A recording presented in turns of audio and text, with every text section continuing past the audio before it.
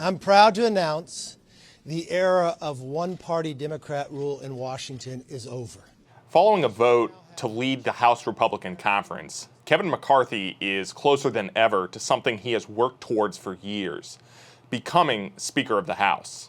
But much like his Republican predecessors, McCarthy must now thread the needle to garner the votes of both moderate and conservative factions in his conference, all while balancing one of the thinnest House majorities in decades. Some Republicans have said no matter what, they will vote against McCarthy during the Speaker vote in January. There's a whole lot of members of Congress who will be interested in being Speaker once it's clear that Kevin McCarthy does not have the required 218 votes. A lot of people in our conference and around the country want Republicans to start all over, clean slate. Is there any chance you would support Kevin McCarthy on the floor of the House in January?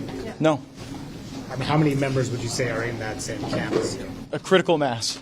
And the conservative House Freedom Caucus, which blocked McCarthy's Speaker bid in 2015, has already floated a set of demands in exchange for their support. The demands would broadly undercut McCarthy's power as Speaker to influence committee assignments and to set parameters for bills and amendments considered on the House floor.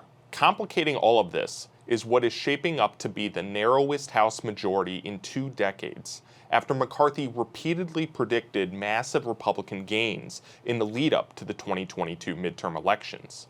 If they continue to push these policies, it could be one of the biggest election losses for Democrats.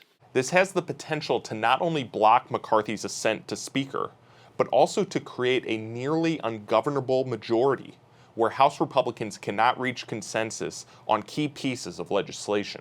However, the last 2 House Speakers, Nancy Pelosi and Paul Ryan, both encountered significant opposition within their party before winning the speakership. McCarthy will almost certainly consolidate more Republican votes ahead of January. The outstanding question is whether it will be enough with a thin and fractured majority that underperformed Republican expectations in the recent midterms. Do you think you will have the votes by January to become Speaker? Yes. Look, we have our work cut out for us.